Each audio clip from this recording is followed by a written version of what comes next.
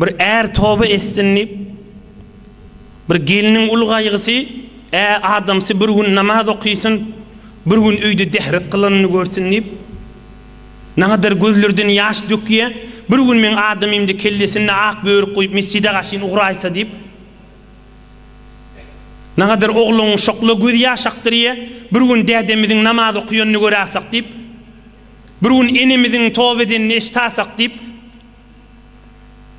nagadar göz yaşla dökülýe, zina namy bir kep düşündirip bilsem, bir gün Allah'ın ışkynyň mehabbetini düşündirip bilsem dip dinin lizzetini düşündirsem dip şolaň hemmeti şol derman Resulullah'dan pay almak derecesidir ha. Peygamberimiz aleyhisselam özü Yemenli bir kavm musulman boldy dip hoş bolup Peygamberimiz secde edip bir falan kavm musulman boldy dip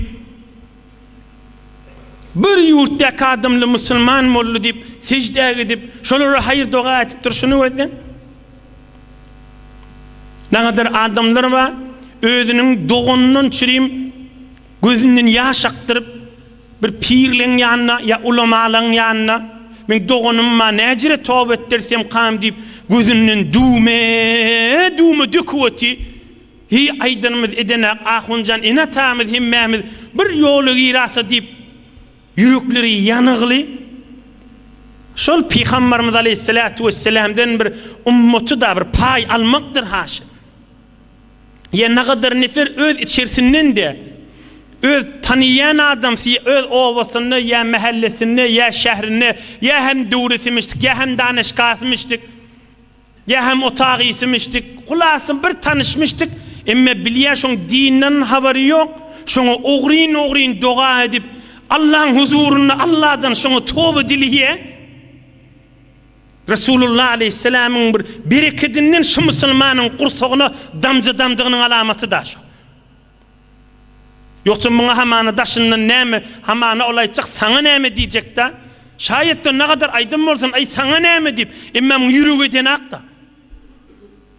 Şun hakkında dua ediye öde derece kalp var ya emme bir adamlar var tanıymayan fasıkları da dua ediyor hiç tanıyan da diyor. Şun günah edip duruşunu öğrenip yüreği yanıp şun hakkında hayır dua ediye o en ulu derecedeki adam Muhammed Müslümanların içinde kim bir adam günü 20 aytar 25 aytar 27 aytar tamam Müslümanlara dua ediye Allahümme gfir lil muslimine vel muslimat o zul kan aydılanır şey tefsir celeselerde bir Resulullah'ın derman sözünü okuyup vereyim şu arada. قال النبي المصطفى صلى الله عليه وسلم من استغفر للمؤمنين والمؤمنات كل يوم 27 مرة كان من الذين يستجاب لهم ويرزق بهم أهل الأرض رواه الطبراني وفيه عثمان وثقه غير واحد وبقية رجاله ثقات كذا في مجمع الزوائد للهيثمي Peygamberimiz aleyhisselam aydıptır. Her kim günü 27 qaytar men ümmetime dua etse deyiptir. Her kim günü 27 qaytar bir rivayette 25 qaytar. Men tamam ümmetime hele erkege dua etse şol adam Allah'ın evliyalarından olur deyiptir. Şol adamın hürmetine dualıda kabul olur. Şol adamın hürmetine yere yağılla yağar, yerle bereketli olur deyiptir. Yani Allah'ın duası olur deydiği de. Günü 27 aytar tamam Müslümanlara dua edecek bolsaň näjere dua etmeli? Elhamdülillah öz namazda okuyan duanı.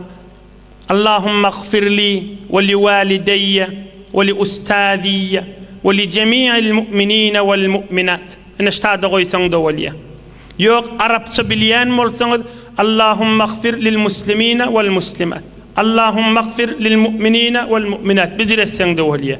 Yok ýalňşarsyň qadisen sada türkmençiligiň içinde bolsaň Allahümme gfir ta ahirine çeli güne 27 qaytar okuýan bol. Manasyny pikir edip Hudaýa men günämi geç o tamam şu ummetin günäsini geç. Manasy Hudaýa meni magfiret et tamam Müslümanlar hele erkeklerin magfiretini asa. Yani şoň içinde sen düşmanyňy da salmaly. dosuňy da salmaly. Tanyýarlaryň da şoň içinde, tanyýarlaryň da şoň içinde. Her kim Allah peýgambera, Allah Taalaga we Resulullaha imany bawursa şoňa hayır doga etýän nimelle. Adam saylaman doga etse, şol adam ewliýalardan bolar diýipdir. Ýan kıwrryň da bir adam tövbe etdi. Bir adam, bir gowa adamyň alamatydyr. Bir owaň çetinden geçip bar ýaka azanyň sesini eşdiýär, öz begenýändir. Tüs musulman Resulullahyň hak ummatynyň mirdir şo. Tüwelime mescit cemaat ýürüýär bir mescitde diýär. Bu owada diýendir. Ve bir adamyň namaza gatnap durşuny görse, ol kon adamla, ýaşulla, ýaş oglanyň namaza gatnap durşuny görse, çyn musulman hoş bolmalydyr. Täne kep aýtmalydyr. Sen kime gatnaýaň, näme boldy saňa ýerek berýän diýmelle, hoş bolmalydyr.